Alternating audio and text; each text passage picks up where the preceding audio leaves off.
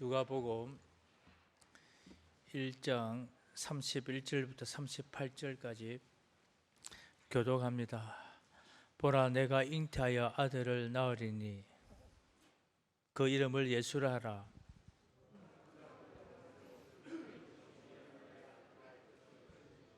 주 하나님께서 그 조상 다윗의 왕위를 그에게 주시리니 영원히 야곱의 집을 왕으로 다스리실 것이며 그 나라가 무궁하리라. 마리아가 천사에게 말하되 나는 남자를 알지 못하니 어찌 이 일이 있으리까? 천사가 대답하여 이르되 성령이 내게 임하시고 지극히 높으신 이의 능력이 너를 덮으시리니 이러므로 나실 바 거룩한 이는 하나님의 아들이라 일컬어지리라. 보라, 내 친족 엘리사벳도 늙어서 아들을 배었느니라. 본래 임신하지 못한다고 알려진 이가 이미 6달이 되었나니 대저 하나님의 모든 말씀은 능하지 못하심이 없느니라. 마리아가 이르되 주의 여종이오니 말씀대로 내게 이루어지이다 하매 천사가 떠나가니라. 아멘. 우리 오늘 예배 자리에 나오신 성도 여러분, 또 우리 가정에서 또 온라인으로 예배드리는 우리 모든 성도들에게 주의 은혜와 축복이 넘치기를 바랍니다. 우리 옆에 분과 한번 인사하겠습니다. 자, 우리 본당에 있는 분들, 우리 저 따라 하트 모양, 우리 가정에 있는 우리 성도들을 위해서 사랑하고 축복하고 우리 교인들 얼굴도 좀 비춰주고 장로님들 얼굴도 비춰줘요. 네. 사랑하고 축복합니다. 참 이 말이 너무 좋습니다. 말 중에 그 뛰어난 말을 명마라고 부릅니다. 명마 중에는 이 아라비아의 말이 가장 유명하다고 그렇게 알려져 있는데요. 왜 아라비아의 말이 유명하게 되었는가? 그 유래가 있습니다. 기원전 1600년 전에 이 아랍의 추장이었던 파라스가 자기의 말들과 함께 사막을 달리고 있었습니다. 그런데 저 멀리 오아시스가 보이는데 이 목말랐던 말들이 조금 속도를 빨리 내면서 이 오아시스를 향해 막 달려가는 것입니다. 그때 이 파라스 추장의 마음속에 이 말들이 한번 테스트하고 싶은 그런 마음이 생겼습니다. 그래서 이 말들에게 전쟁을 알리는 나팔을 울렸는데 많은 말들이 그 소리를 듣고도 목이 마르니까 그 오아시스를 향해 막 달려가고 있었는데 그 중에 5마리만 그 나팔 소리를 듣고 돌아왔다고 합니다. 그래서 그 남은 5마리를 이 종자를 잘 개량해서 세계적인 명마로 만드는 데에 사용을 했다고 합니다.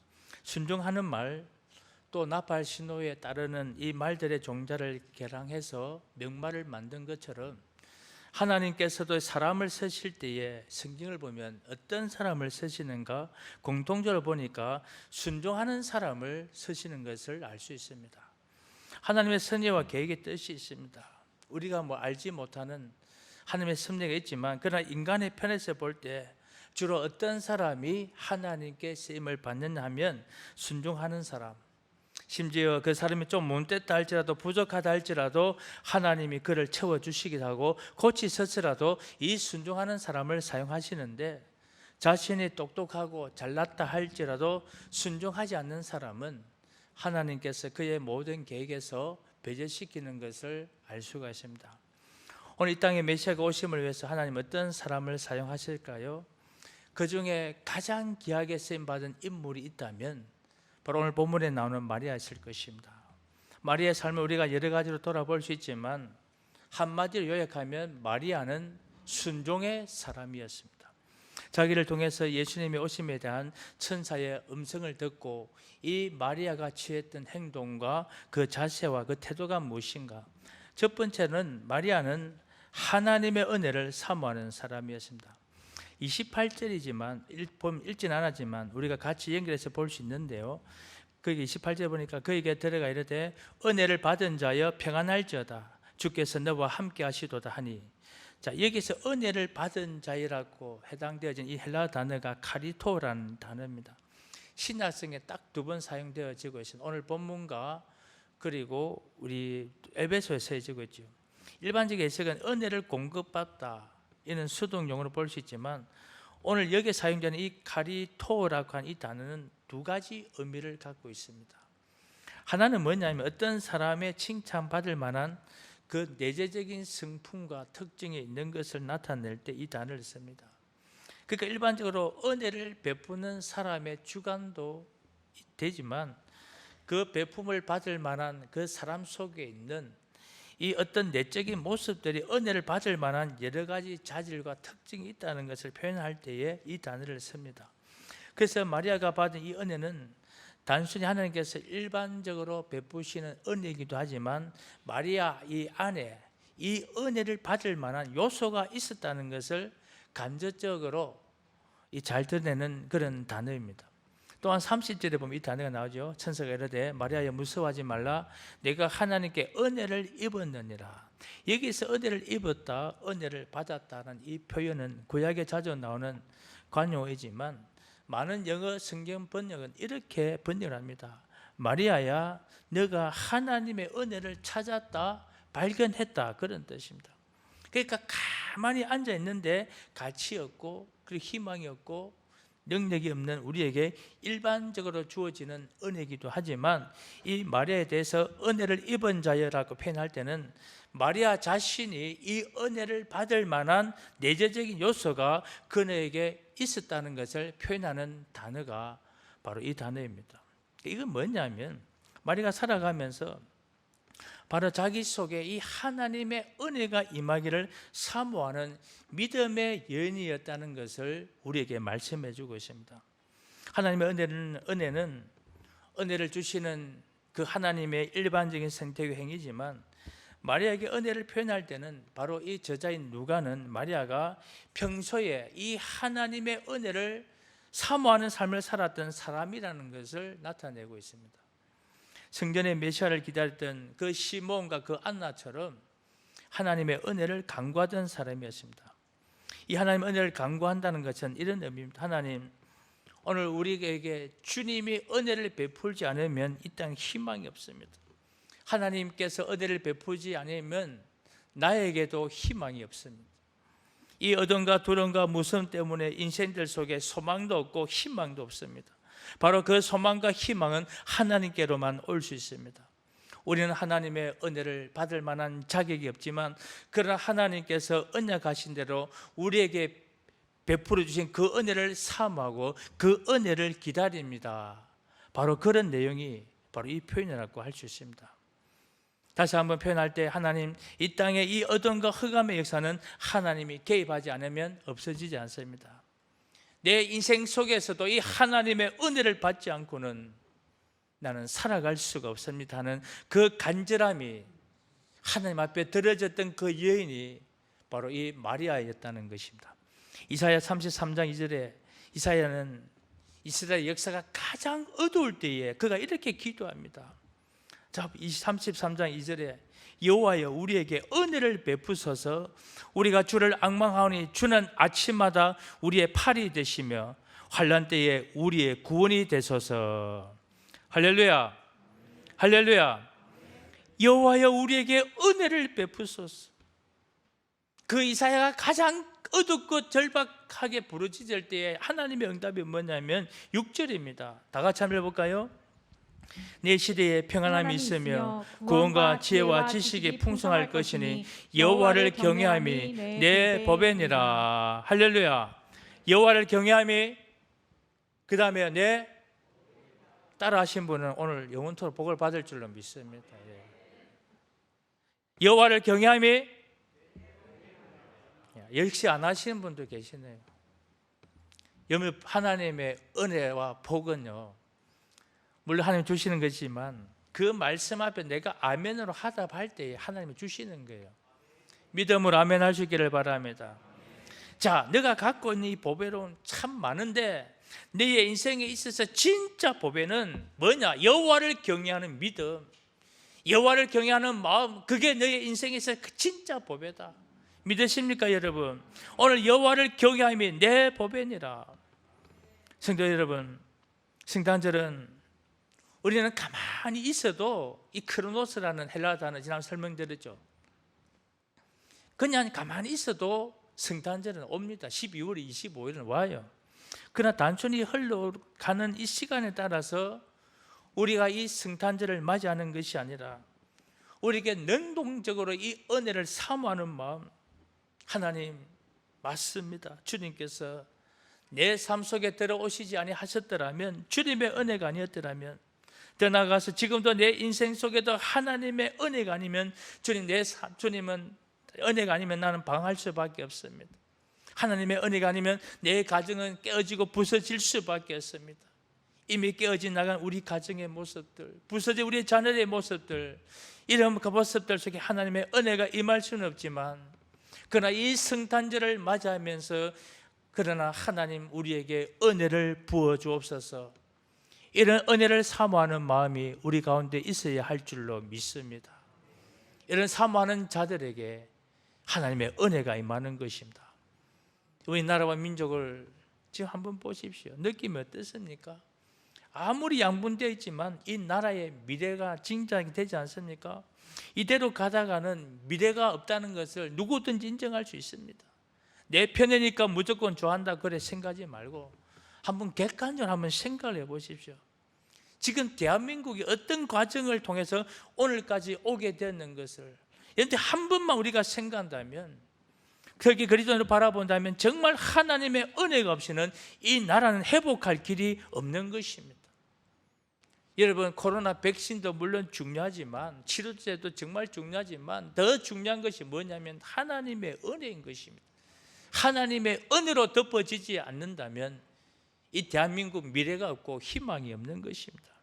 정말 헐벗고 굶주리고 지치고 힘든 사람, 정의와 평화의 굶주린 사람들, 진정이 땅 속에 더불어 함께 사는 이 축복의 땅은 하나님의 임자심밖에 없다는 것, 주님의 은혜밖에는 없다는 것입니다. 특히 북한에는 지금도 절망 가운데서, 그 역적인 어둠 가운데서도 주님의 기다리고 사모하는 저 백성들 속에도 하나님이 역사하지 않으면 할 수가 없는 것입니다. 여러분, 사실 광화문 집회가 정치적으로 모이는 집회 장소가 바뀌었지만 실제로는 이런 정치적인 문제들이 일어나기 전에 그 광화문에는 항상 하나님 앞에 기도하는 백성들이 있었습니다. 매일 가서 그 광화문 앞에 하나님 앞에 나가 기도하는 무리들이 있었습니다. 그들이 하나님 앞에서 기도할 때 무엇을 요구했을까요? 제 나름대로 이 땅의 항무함을 보소서, 이 땅을 고쳐달라고 하는 저들의 하나님의 은혜와 긍휼을 구하는 그 간절한 그들의 기도에 부르짖음이 있었지 않을까 그렇게 생각합니다. 물론 광화문뿐만 아닙니다. 우리 교회도 늘 새벽에 나와서 날씨가 춥든지 비가 오든지 상관없이 이 새벽에 나와서 그 자리에 묵묵히 기도하는 그 성도들이 기도가 있다는 거 여러분들 기억할 수 있기를 바랍니다. 성도 여러분, 우리는 이 하나님의 은혜가 아니면 살아갈 수 없다는 그 간절함과 그 절박함을 사모하며 나가는 그런 성도들이 다 될 수 있기를 주님의 이름으로 축복을 드립니다. 그래서 우리는 이 성탄절을 맞이하는 우리가 그냥 맞이하는 것이 아니라 우리가 사모하며 기다리며 그 예수 그리스도의 그 오심, 주님의 은혜와 사랑이 다시 이 땅 속에 넘치는 그런 나라가 될 수 있도록 우리는 이 성탄절에 예수 그리스도의 오심을 사모하며 기도하는 저와 여러분들이 될 수 있기를 주의 이름으로 축복을 드립니다.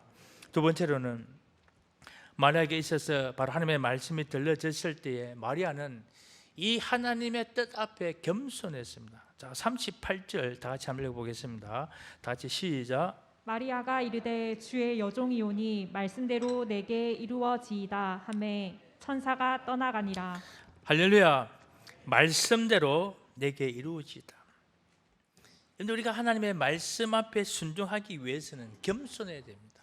순종에는 믿음과 겸손이 반드시 같이 동반되게 되어 있습니다. 믿음이 없어도 안 되고 우리에게 있어서 이 겸손함이 없어도 이 순종에 이를 수가 없는 것입니다. 자, 이 마리아는 이 겸손함과 믿음을 가지고 그 하나님의 말씀 앞에 그 뜻이 나에게 이루어질 것이라고 그렇게 그는 고백을 하고 있습니다. 그래서 이 마리아의 겸손 속에는 하나님 앞에서 자기의 존재를 고백을 합니다. 여러분, 이 겸손은 하나님의 절대 주권 안에 자신이 있다는 것을 믿는 믿음의 고백입니다. 또한 하나님 앞에서 자신은 티끌과 같이 가치 없는 존재임을 고백하는 것, 그게 바로 겸손이에요. 창세기 18장에 보면 하나님께서 이제 아브라함에게 이 소돔과 고모라를 멸망시키겠다고 말씀하니까 이 아브라함이 이 소돔과 고모라에 살고 있는 자신의 조카 롯을 위하여 하나님께 간구하죠. 그는 이렇게 간구합니다. 이사야 창세기 18장 27절에 아브라함이 대답하여 이르되 나는 티끌이나 재와 같사오니 감히 죽게 아뢰나이다. 자, 나는 티끌이나 재와 같사오나. 자, 이 하나님 앞에서 자기 존재는 정말 티끌과 재와 같이 가치 없다는 거, 이게 아브라함의 고백입니다. 이게 겸손입니다. 진실로 자기의 존재를 아는 사람이 겸손함이죠. 여러분, 소크라테스가 누군지 알지요? 누굽니까? 예? 나오나 형님이죠. 나오나 형. 태서형 하는 거. 저도 그 노래 몇 번 듣고 나니까 제 입에서요, 태서형 이게 나오는. 세상이 왜 이래? 맞습니까? 아, 태서형. 이 소크라테스가 남긴 유명한 말이 뭐죠? 예? 그걸 경상도 말로 어떻게 표현하죠? 그건 네 꼬라지를 알아라. 소크라테스가 참된 지식, 우리 한번 볼까? 다 같이 한번 보겠습니다. 우리의 참된 지식, 시작. 우리의 참된 지식은 내가 모른다는 사실을 아는 것이야말로 참된 지식이다. 자, 여러분, 이 헬라의 문화와 그 헬라의 많은 지식을 가지고 있는 그 수많은 사람들 사이에서 진정한 지식은 내가 얼마나 모르는 존재라는 걸 깨닫는 것이 참된 지식이라고 얘기할 수 있었다면, 오늘 이 마리아의 겸손함은 어디서부터 온 것입니까? 이 아브라함의 겸손함이 어디에서 왔을까요? 바로 이 하나님 앞에서입니다. 하나님 앞에서 내가 아무런 존재가 아니라는 것, nothing이라는 것, 그 고백의 겸손함에서 나오게 되는 것입니다. 마치 욥이 고난과 시련 가운데 이렇게 고백하죠. 욥기 1장 21절에 이르되 내가 못해서 알몸으로 나와서 앉아 내가 알몸이 그리로 돌아가올지라 주신 이도 여호와시요 거두신 이도 여호와시오니 여호와의 이름이 찬송을 받으실지니이다. 할렐루야. 주신 분도 하나님이시고 그도 가신 분도 하나님, 이 하나님의 뜻이 내게 이루어지기를 원합니다. 이 마리아의 고백은 철저한 겸손함입니다. 마리아는 겸손함뿐만 아니라 그리고 그에게는 또다시 믿음이 있었습니다. 주인님의 말씀대로 내게 이루어지이다. 하나님에 대한 절대 신뢰에서 나오는 말씀입니다. 오늘 이 마리아는 보십시오. 하나님의 말씀에 절대로 순종하겠다는 것, 그리고 하나님의 말씀이 자신을 통해서 이루어지는 것을 자신의 의지와 뜻으로 받아들이겠다는 것입니다. 얼마나 귀한 고백입니까? 여러분, 하나님은 폭력을 행하시는 분이 아니에요. 그 우리에게 자유의지를 주셨습니다. 오늘 이 자유의지로 우리의 믿음을 올려드리기를 하나님 원하십니다. 오늘 예수 그리스도가 나의 구세주 되시고 그분이 이 땅에 오신 것은 나를 살리기 위하여 오신 이 믿음의 고백을 우리의 자유의지로 고백할 수 있기를 주님의 이름으로 축복을 드립니다. 오늘 마리아 보십시오. 하나님 뜻이 이루어지도록, 이게 뭡니까? 주님 뜻 앞에 제가 순종하고 맡기겠습니다. 이 고백인 것입니다. 오늘 이 표현은 예수님이 겟세마네 동산에서 기도했던 그 내용과 유사하지요. 마태복음 26장 39절에 나의 원대로 마으시고 아버지의 원대로 하옵소서, 절대 신앙의 모습입니다. 감리교회 창시자인 존 웨슬레 목사님의 언약의 기도가 있어요. 너무 유명한 기도죠. 근데 이런 기도는 집에서 좀 크게 붙여나면 참 좋겠다 생각이 듭니다. 그 기도를 통해서 하나님을 향한 자기의 신앙 이렇게 고백을 해요. 우리 다 같이 천천히 기도하는 마음으로 한번 같이 읽어보겠습니다. 나는 더 이상 내 것이 아니라 주님의 것입니다. 나를 주님이 뜻하시는 자리에 뜻하시는 곳에 두소서. 나를 수고의 자리에 두시며 고난의 자리에 두소서. 나를 사용하시든지 아니면 주님을 위해 구별해 두소서. 주님을 위해 높아지게도 하시며 주님으로 인해 낮아지게도 하소서. 나를 채우기도 하시며 부유기도 하소서. 모든 것을 갖게도 하시며 아무것도 갖지 않게도 하소서.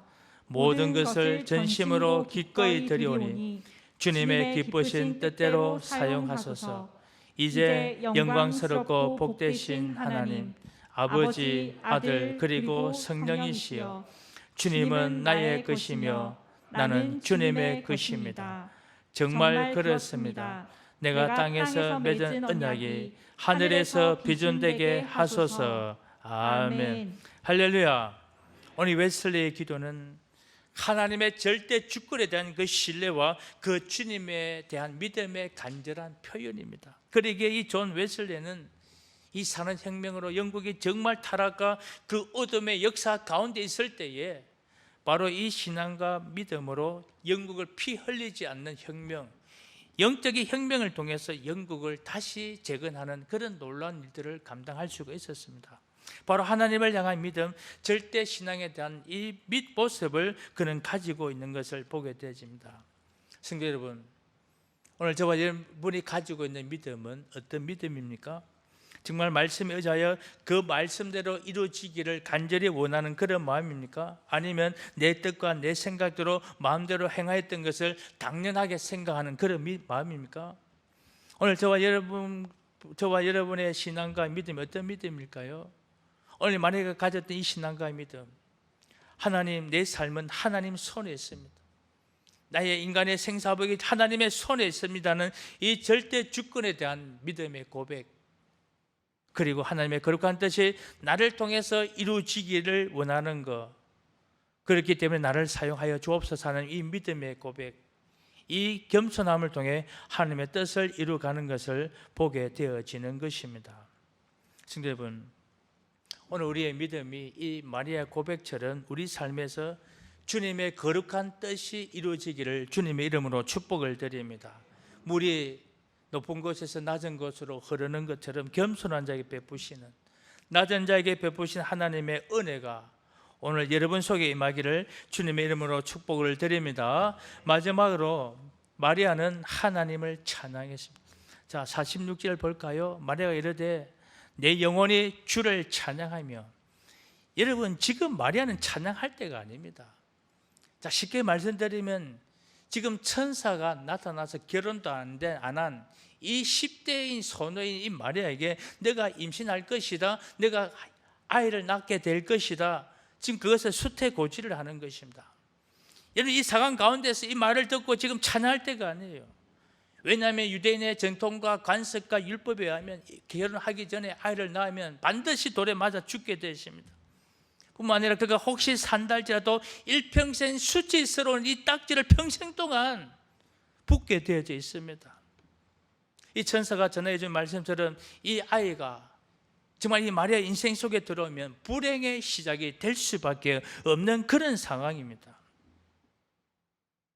그러나 마리아는 자신을 통해서 하나님의 뜻이, 하나님의 거룩한 뜻이 이루어지는 그 감격과 그 기쁨이 자기에게 있는 어떤 두려움과 무서움과 그 불안보다도 더 컸다는 것입니다.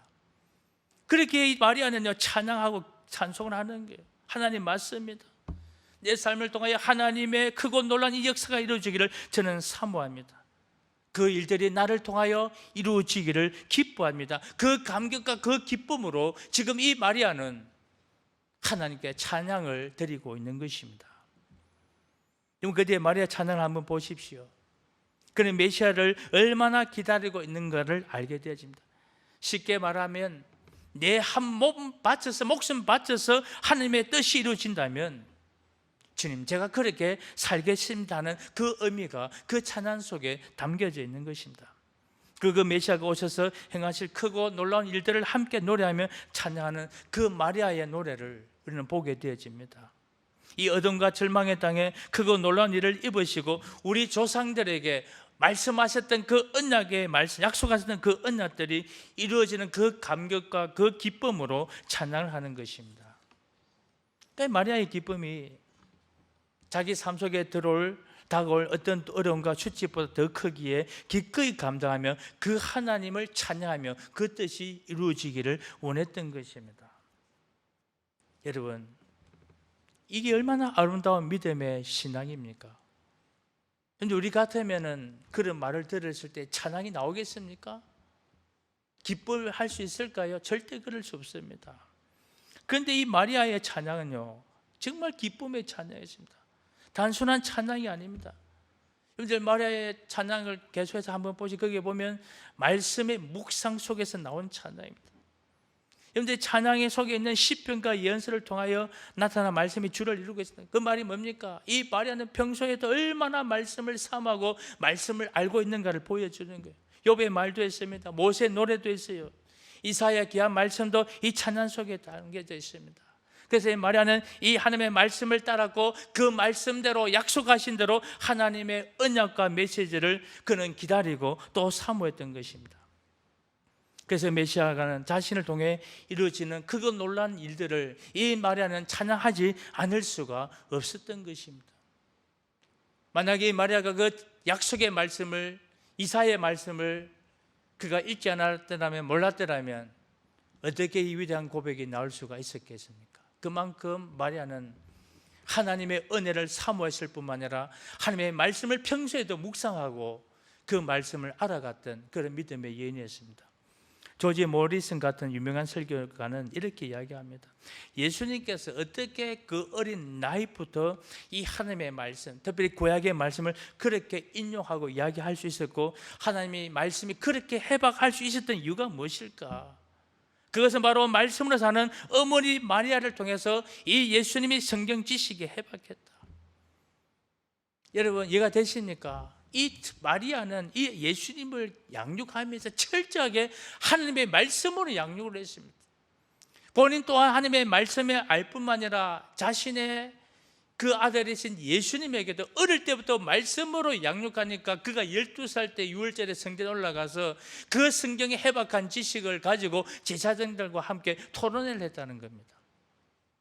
그런 면에서 오늘 이 코로나 시대에 우리 엄마의 어머니 역할이 얼마나 중요한지를 모릅니다. 오늘들 방송을 온라인 예배 드리고 있는 우리 여전도의 회원 젊은 성도 여러분, 정말 우리 자녀의 신앙교육은 어머니께 달려 있습니다.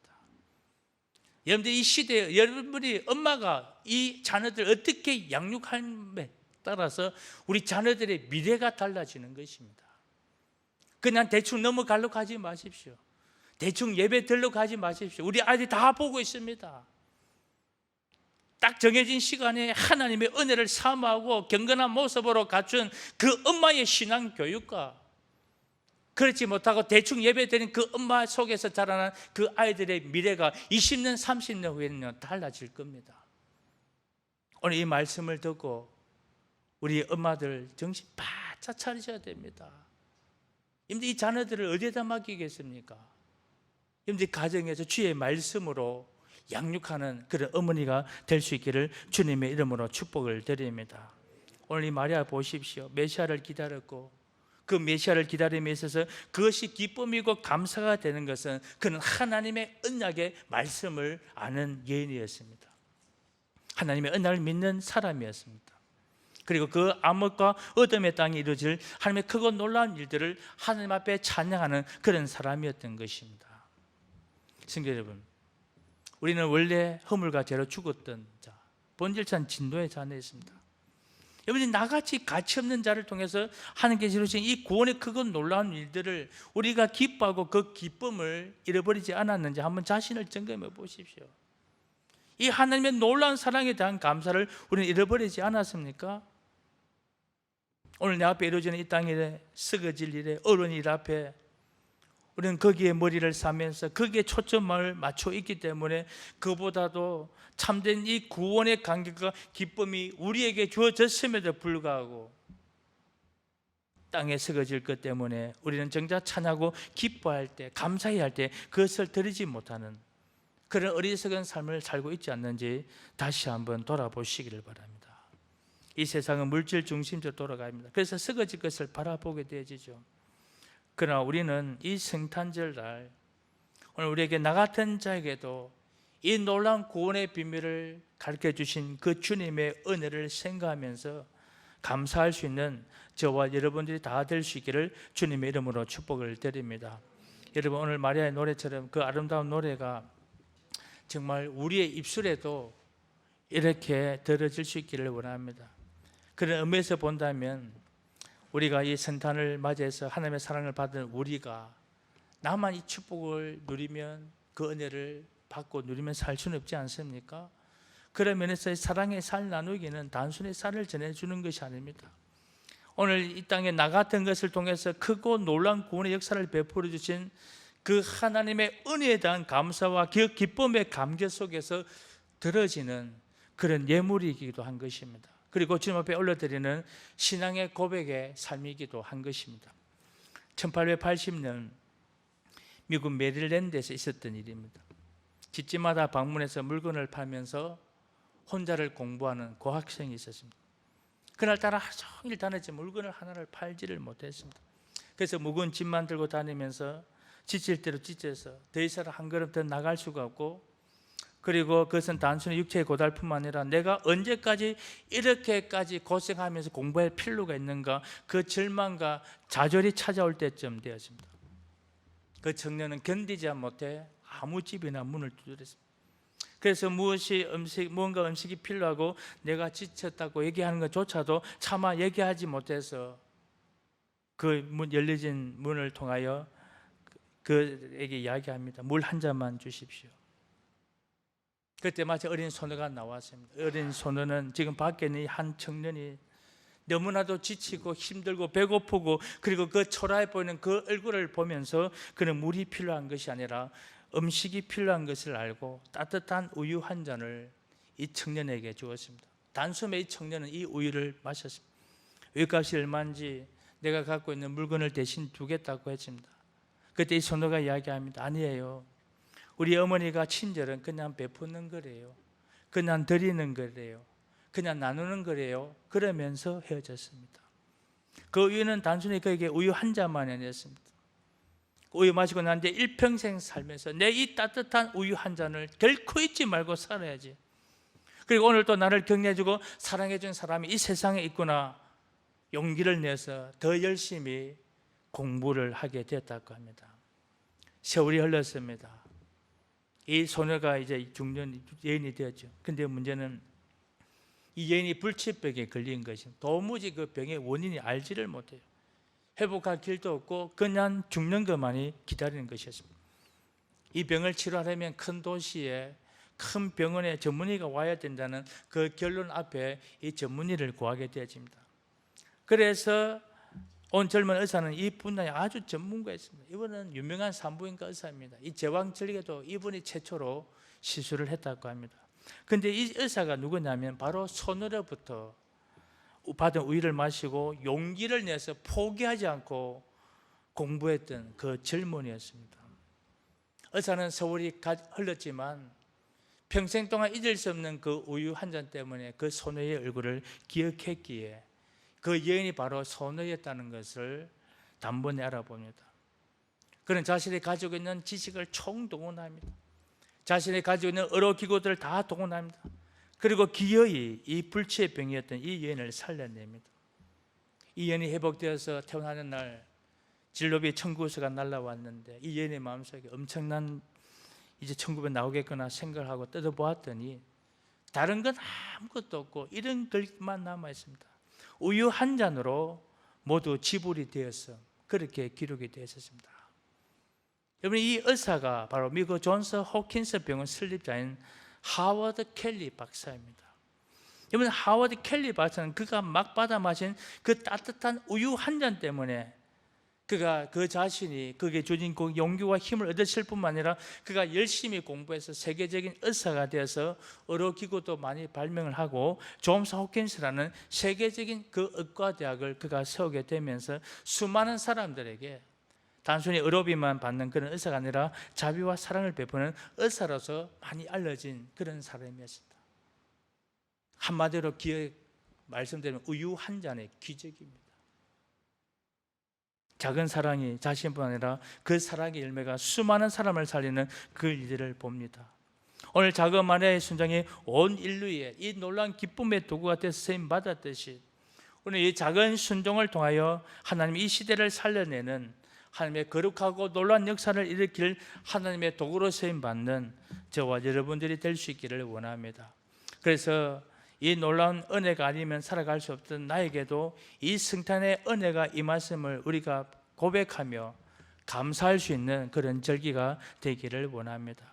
그래서 우리는 이제 성탄절 며칠 남아 있지 않지만 이 마리아처럼 정말 하나님의 은혜를 기다리고 사모하고 순종함으로써 오늘도 이 마리아가 귀하게 쓰임 받았던 것처럼 저와 여러분들도 쓰임 받는 그런 축복의 성도들이 다 될 수 있기를 주님의 이름으로 축복을 드립니다.